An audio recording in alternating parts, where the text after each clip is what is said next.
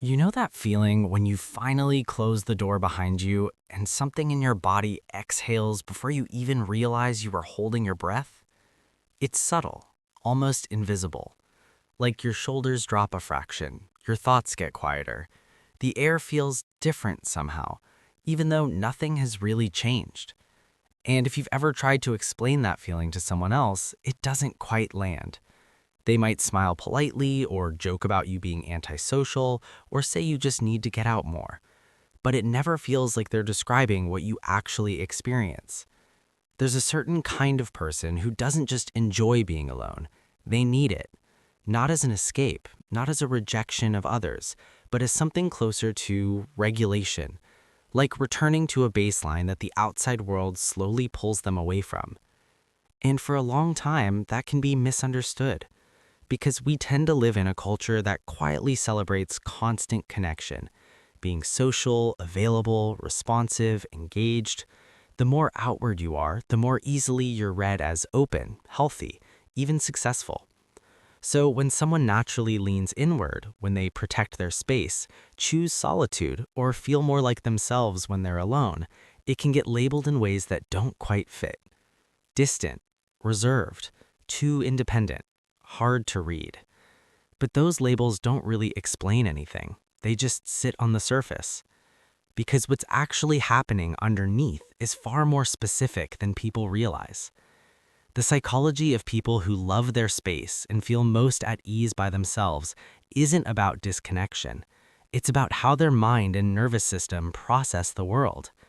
And it often starts with sensitivity, not in the way people usually mean it, not just emotional sensitivity, but a deeper, more neurological kind.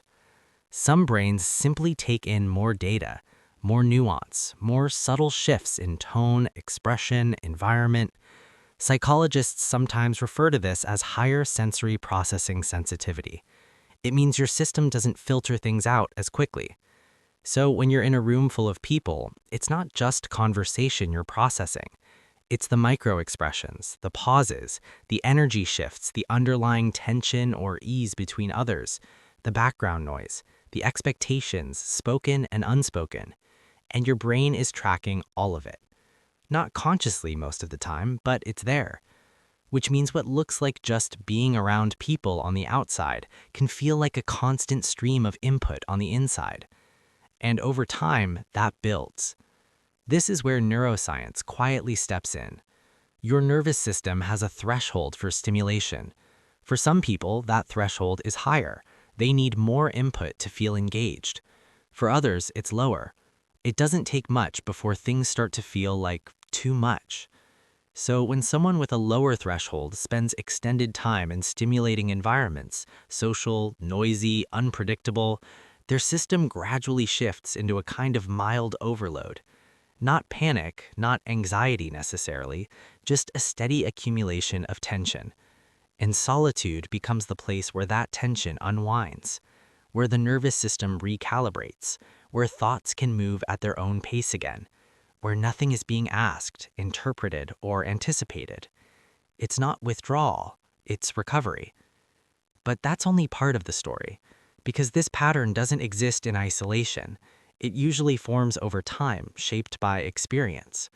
For some people, growing up meant being in environments where they had to be observant, where reading the room wasn't optional, it was adaptive. Maybe emotions in the household were unpredictable. Maybe there wasn't much space to express freely. Maybe they learned quietly that it was safer to process internally than externally. So the mind becomes very good at turning inward. It becomes a place of clarity, of control, of understanding. And eventually, being alone doesn't feel empty.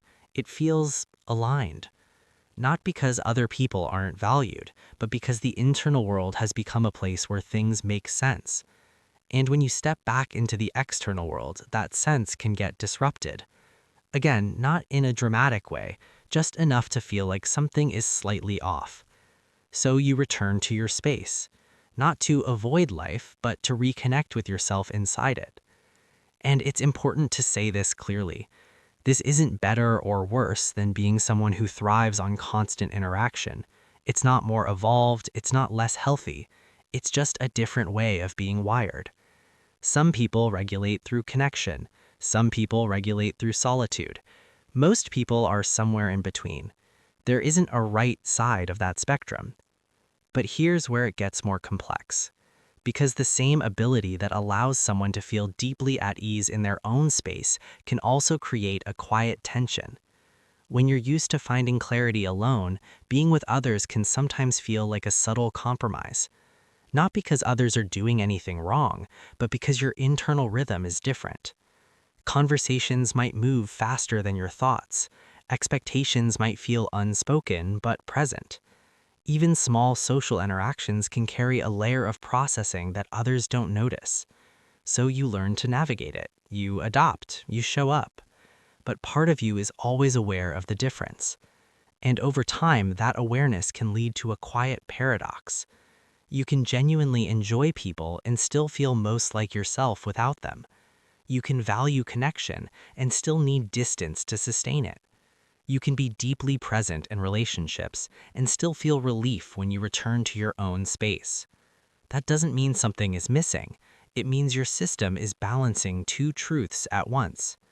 And there's a quiet strength in that. Because people who are comfortable being alone often develop a kind of internal stability that isn't dependent on constant feedback. They can sit with their thoughts without needing immediate distraction. They can process emotions without rushing to resolve them. They can make decisions without needing external validation at every step. Not perfectly, but consistently. And in a world that moves quickly and loudly, that kind of internal grounding is easy to overlook but hard to replicate. Of course, there's a cost too. When your inner world is rich and self-sustaining, it can become easy to stay there, to delay reaching out, to overthink interactions before they happen, to choose the certainty of solitude over the unpredictability of connection, not out of fear necessarily, but out of familiarity. And that's the subtle edge of it. The same space that restores you can also quietly isolate you if it becomes the only place you feel fully at ease. But again, this isn't something to fix, it's something to understand. Because once you see the pattern clearly, it stops feeling like a contradiction. It starts to feel like a system. A way your mind and body have learned to move through the world, taking in, processing, stepping back, and returning again. There's nothing broken about that. If anything, it explains why certain moments feel the way they do, why silence can feel full instead of empty, why being alone can feel like coming home instead of being left out, why your energy shifts in ways that don't always match the people around you. It all fits, once you see it from the inside. And maybe that's the part that matters most. Not changing it, not labeling it, just recognizing it. Because when you understand the rhythm of your own mind, you stop measuring yourself against someone else's. You stop asking why you're different and start noticing how you work. And if this feeling, the quiet relief, the need for space, the sense that your inner world is where things settle, if that's something you've recognized in yourself, there's more to it than this. More layers to how you connect, how you think, how you protect your energy in ways you might not have fully put to words yet. And sometimes seeing those patterns clearly changes the way you move through everything else.